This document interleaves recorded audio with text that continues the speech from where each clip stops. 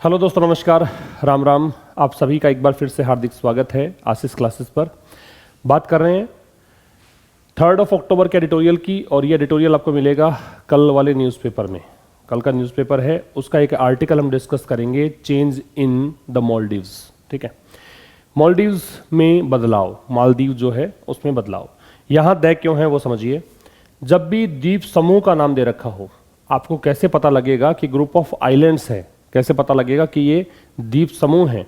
तो द्वीप समूह अगर दे रखा हो आपको, तो उसमें एस और यस आपको मिलेगा। जैसे अंडमान निकोबार्स मिल जाए, वेस्ट इंडीज मिल जाए, या मालदीव्स दे रखा है, तो यहाँ पे एस दे रखा है आपको लास्ट में, तो इसको मानिएगा कि ग्रुप ऑफ आइलैंड्स है, और इसीलिए यहाँ पे क्या है, द का प्रयोग है।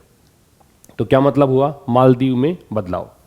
किस बारे में लिखा गया है, तो न्यू लीडर के बारे में, और मोहम्मद मुइज़ू इसका नाम है। तो नया नेता यहाँ पे मिला है इनको इस मालदीव में, और इसका नाम क्या है, मोहम्मद मुइज़ू। इस बारे में हम डिस्कस करेंगे। India must engage with the new government in Male and deepen ties. Male जो है वो मालदीव्स की राजधानी है। भारत को, अब इसकी वर्ब है मस्ट एंगेज, जरूर से जरूर भारत को साथ मिलकर काम करना चाहिए। एंगेज होना चाहिए मतलब अपने आप को भी इंक्लूड करना चाहिए, मीन्स साथ मिलकर काम करना चाहिए। किसके साथ, नई सरकार के साथ। नई सरकार कहाँ है, माले में।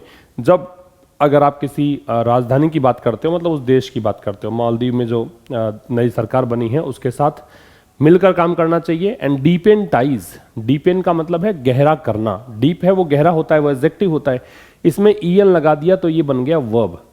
ऐसे ही होता है वीक, और वीक में अगर आप ईएन जोड़ देते हो, वीकन, तो ये बन जाएगा कमजोर करना, ये वर्ब बन जाती है। ठीक है, वीक होता है वो एडजेक्टिव होता है, वीकन है वो वर्ब होती है। वैसे डीप एडजेक्टिव होता है, डीपेन ये यहाँ पे वर्ब है। तो डीपेन टाइज मतलब संबंधों को प्रगाढ़ करने का, संबंधों को और गहरे मतलब गहरा करने का प्रयास भारत का होना चाहिए।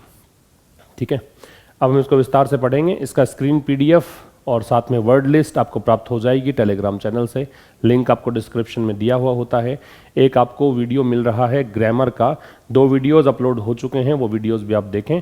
उसका प्लेलिस्ट है कंप्लीट इंग्लिश ग्रामर के नाम से। ठीक है, तो उनको भी आप एंजॉय करें और ये सेशन भी आप देखिए। The Maldives has chosen a new leader. अब आप ये मत समझिएगा कि मालदीव्स प्लूरल दे रखा है तो हैव आ जाएगा, यहाँ पे आएगा तो सिंगुलर। तो मालदीव्स जो है इसने क्या किया है, इसने चुना है। ये चोजन जो है वो चूज की थर्ड फॉर्म है। चूज होती है फर्स्ट फॉर्म, चोज होती है सेकंड फॉर्म, चोजन है थर्ड फॉर्म। इसने चुना है, क्या चुना है, एक नया नेता। रिप्लेसिंग, रिप्लेस करते हुए, किसको रिप्लेस कर दिया है, प्रेसिडेंट इबू सोली। पहले ये था व्यक्ति, अब इसको रिप्लेस करके एक नया नेता आ गया है।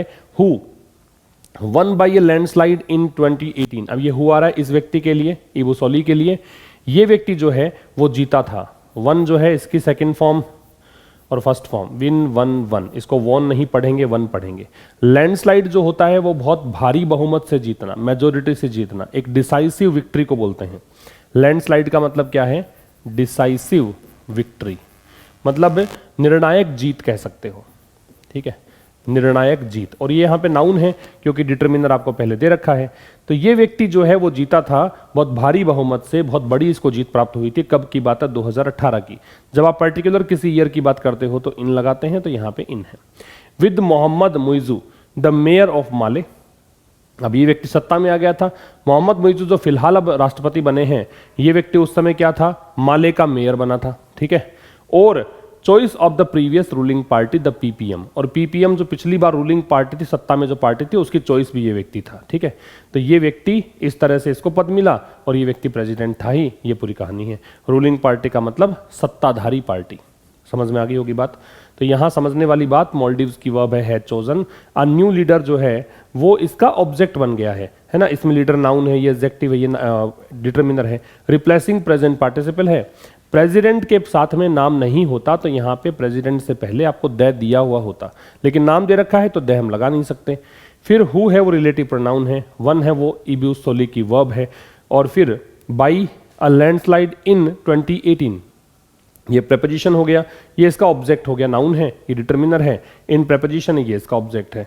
विद प्रेपोजिशन ये इसका ऑब्जेक्ट है, दैट डिटरमिनर है। मेयर और माले, मेयर नाउन है। और प्रेपोजिशन ये इसका object. And conjunction that determiner ये नाउन, ये प्रेपोजिशन, ये डिटर्मिनर, ये एडजेक्टिव, ये रूलिंग भी, रूलिंग पार्टी जो है वो वैसे तो नाउन का काम करेगी, ठीक है। ये कंपाउंड नाउन, द डिटर्मिनर, और ये नाउन नाम है पार्टी का, ठीक है। तो इसका स्क्रीनशॉट आप ले सकते हैं। फिर कह रहा है mister Muizzu one Saturdays presidential run of. Run of जो है वो एक प्रकार का इलेक्शन ही होता है। जब कोई निर्णायक विजेता घोषित करने में प्रॉब्लम हो तो एक बार फिर से इलेक्शन जब करवाया जाता है, जैसे क्रिकेट में मान लीजिए दो टीमों का स्कोर एकदम इक्वल है तो एक सुपर ओवर होता है, वैसा ही ये सुपर ओवर है।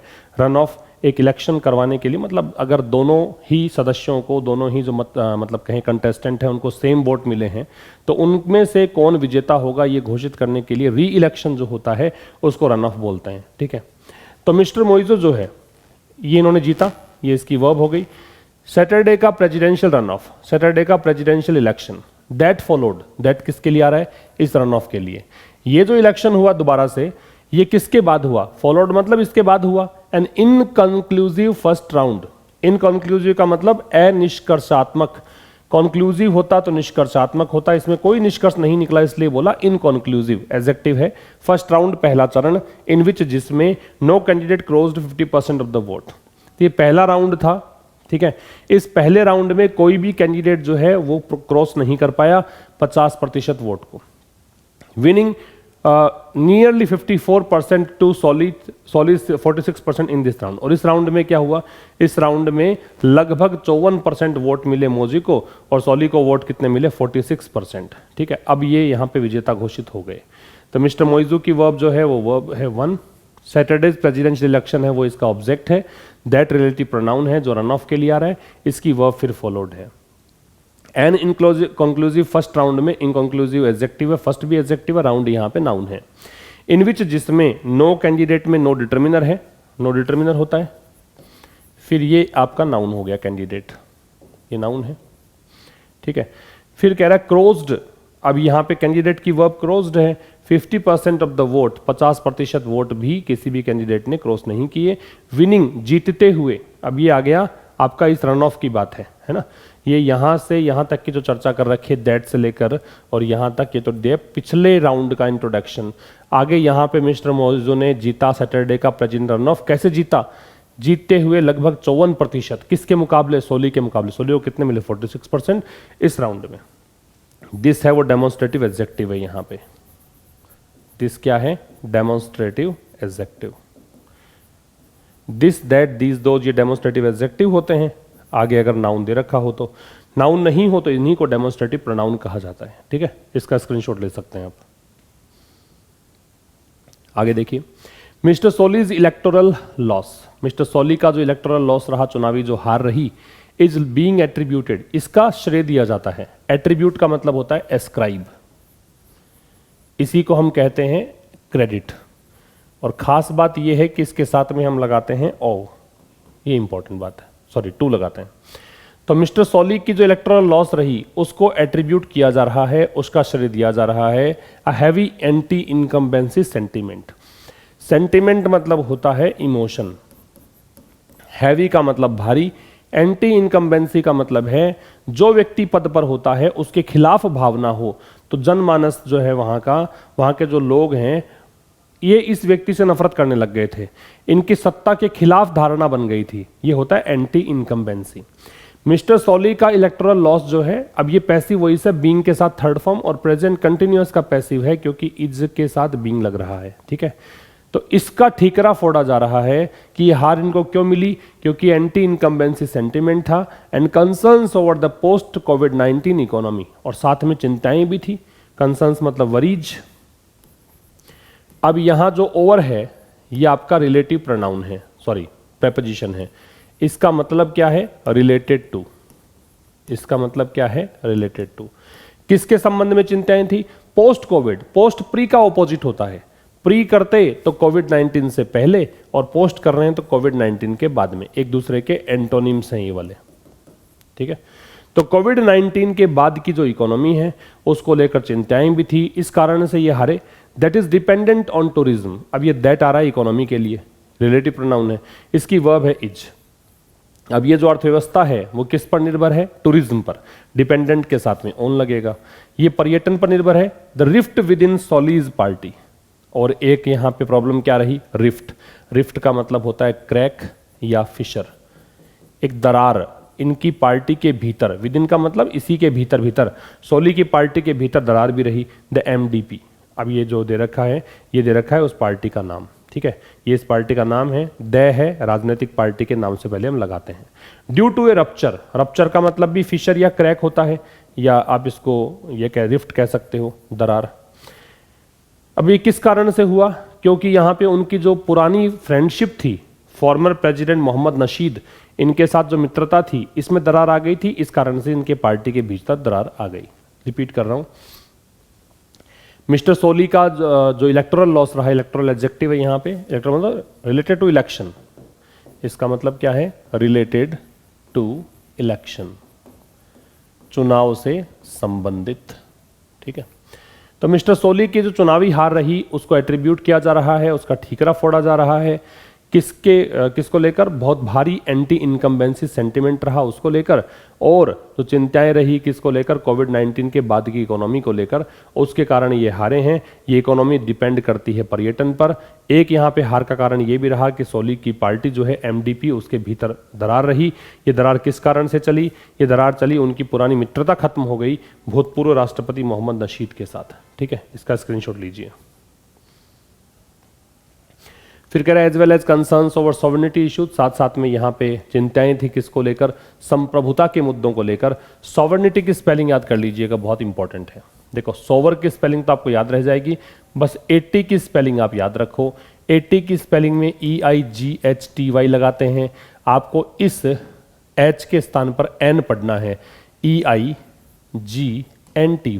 ठीक है। बाकी सोवर की स्पेलिंग है SOVER, तो इस तरीके से आप इस स्पेलिंग को याद रख पाओगे।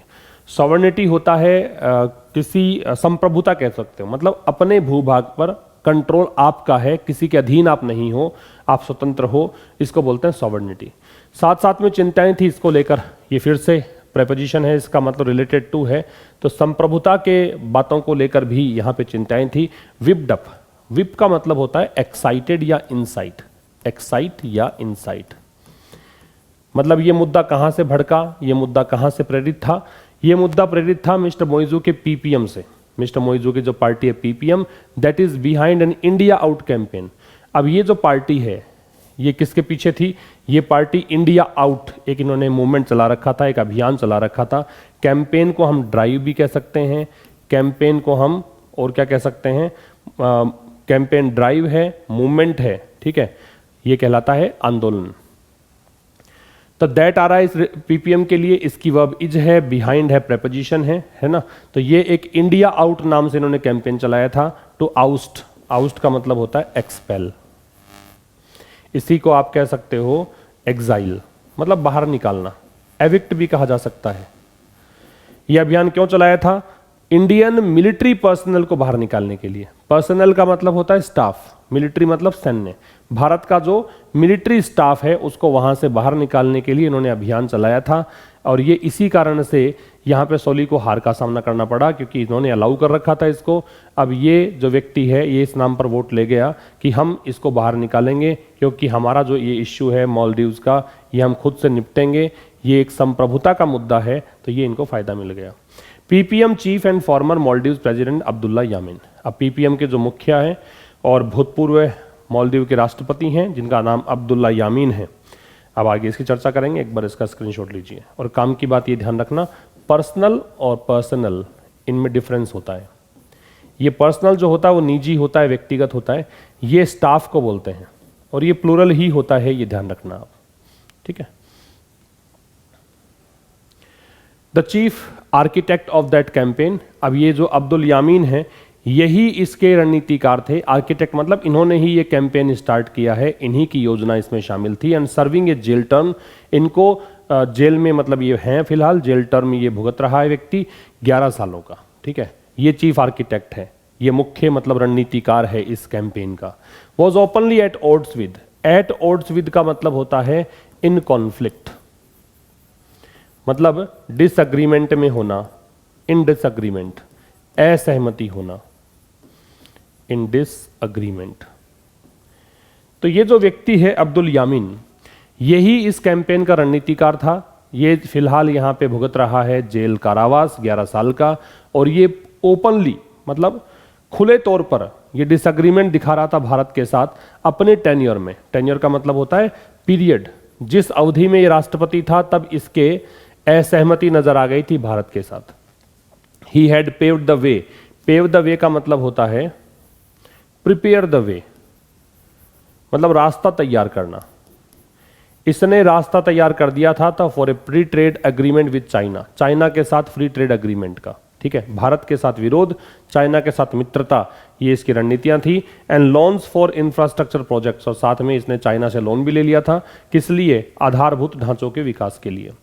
दैट द ऑपोजिशन सेड, जो कि विपक्ष ने कहा था, ऑपोजिशन की वर्ब है सेड, कहा था had led the Maldives into a debt trap, कि ये जो लोन इसने लिया है चाइना से, इसने मतलब क्या रुख ले लिया है या क्या परिणति हुई है इसकी? इसकी परिणति ये हुई है कि मालदीव्स फंस गया है गहरे कर्ज के जाल में। ट्रैप का मतलब होता है स्नेयर, जाल। इसको बोलते हैं डेट, बी म्यूट रहता है, कर्ज, कर्ज के जाल में डाल दिया है मालदीव को, ये इसने कहा, ठीक है। दैट हैड लेड, अब ये जो है ऑपोजिशन ने कहा, दैट आ रहा है इन प्रोजेक्ट्स के लिए, इन मतलब लोन्स के लिए, ये लोन्स के लिए सीधा सीधा मानो, ये लोन्स, इस लोन्स की वर्ब है हैड लेड। ये लेड जो है इसकी फर्स्ट फॉर्म लीड होती है, सेकंड फॉर्म लेड होती है, और फिर थर्ड फॉर्म लेड होती है। इसका स्क्रीनशॉट लीजिए आप। फिर कह रहा है mister Solih turn the Maldives international compass. अब इसने मालदीव्स का जो अंतर्राष्ट्रीय कंपास का मतलब दिशा सूचक यंत्र होता है, तो मालदीव की जो इंटरनेशनल एक दिशा थी, किस तरफ मतलब झुकाव था मालदीव्स का, किस तरफ मतलब ये विरोध था, इस सब को बदल दिया इसने। तो मिस्टर सोली ने बदल दिया था मालदीव्स के इंटरनेशनल कंपास को, कमिटिंग पब्लिकली, इन्होंने सार्वजनिक रूप से प्रतिबद्धता जाहिर की थी, वादा किया था, क्या? इंडिया फर्स्ट पॉलिसी, ठीक है। यहां पे कमिटमेंट था इसका, इंडिया फर्स्ट पॉलिसी, ये इसने कहा था कि भारत को हम तरजीह देंगे, भारत को प्रायोरिटी देंगे, क्योंकि एज यहां कंजंक्शन है, इसका मतलब है बिकॉज। क्यों देंगे? क्योंकि new Delhi undertook many infrastructure projects, कि भारत ने, न्यू दिल्ली भारत की राजधानी, तो भारत की बात कर रहे हैं, भारत ने बहुत सारे आधारभूत प्रोजेक्ट्स जो है, आधारभूत ढांचों के विकास का जो प्रोजेक्ट्स है उसको लिया था, मतलब इसने करवाए थे वहां पे। Assisted the Maldives during the pandemic, वैश्विक महामारी का जो दौर था, कोरोना का दौर था, उसमें मालदीव की सहायता इसने की थी। And helped it during the campaign, और साथ में सहायता की थी इसकी, मतलब मालदीव की, ड्यूरिंग प्रेपोजिशन है किस दौरान? The campaign to have Maldives foreign minister Abdulla Shahid elected president of the UN General Assembly. ये जो कैंपेन चल रहा था, कैंपेन किसका था? कि मालदीव्स के फॉरेन मिनिस्टर जो हैं Abdullah Shahid, elected president of the UN General assembly, है ना, इनका जो कैंपेन था कि इस व्यक्ति को फॉरेन मिनिस्टर रखना है, जो कि इलेक्टेड प्रेसिडेंट थे किसके? यूएन जनरल असेंबली के, है ना। तो यूएन जनरल असेंबली के इलेक्टेड प्रेसिडेंट, चुने हुए अध्यक्ष के रूप में रखने के लिए जो कैंपेन चलाया था, उस समय भी भारत ने इसकी सहायता की थी, ठीक है। इसका स्क्रीनशॉट ले सकते हैं आप। फिर कह रहा है एज ए रिजल्ट, अब परिणाम क्या निकला? इसका परिणाम ये निकला कि the Solih Muizzu run off, कि इनका जो चुनाव हुआ, इन दोनों का जो रन ऑफ हुआ, वॉज बिल्ड एज, बिल्ड का मतलब ठप्पा लग गया इस पर, ठीक है। इसका एडवर्टीजमेंट ऐसे किया गया, तो इसका परिणाम ये हुआ कि इस कॉन्टेस्ट को इस तरीके से बिल्ड किया गया, ये पैसिव हो गया वॉच के साथ थर्ड फॉर्म, किस रूप में? As an India versus China contest, कि ये जो मतलब चुनाव है इन दोनों का, ये भारत बनाम चाइना एक प्रतिस्पर्धा है बाई कमेंटेटर्स, जो भी वहां टिक्का टिप्पणी करने वाले लोग थे, उन्होंने इस इलेक्शन को इस रूप में प्रचार प्रसार उसका किया। हु हैव सॉट, हु आ रहा है इन कमेंटेटर्स के लिए, जिन्होंने, सॉट मतलब सीख फर्स्ट फॉर्म है, सॉट सेकंड फॉर्म है, और सॉट ही थर्ड फॉर्म है, जिन्होंने कोशिश की है टू पोर्ट्रे, पोर्ट्रे का मतलब होता है इलस्ट्रेट करना, दर्शाना, चित्रित करना, इलस्ट्रेट कह सकते हो, डेपिक्ट कह सकते हो। तो जिन्होंने कोशिश करी है दर्शाने की, द रिजल्ट, इस परिणाम को, कि भारत के लिए ये हार रही। सेटबैक का मतलब होता है डिफीट, या फिर इसे कहोगे आप ब्लो, डिफीट कह सकते हो या इसे आप ब्लो कह सकते हो। तो इन्होंने ये दर्शाया कि ये भारत के लिए हार रही, ये चुनाव जो है ये सोली नहीं हारा है, भारत हारा है, इस रूप में इन्होंने कोशिश करी है इस परिणाम को दिखाने की। ठीक है, तो ये था आज के इस एडिटोरियल में। मिलेंगे कल ठीक शाम 5 बजे एक नए सेशन के साथ। तब तक के लिए नमस्कार, थैंक यू वेरी मच।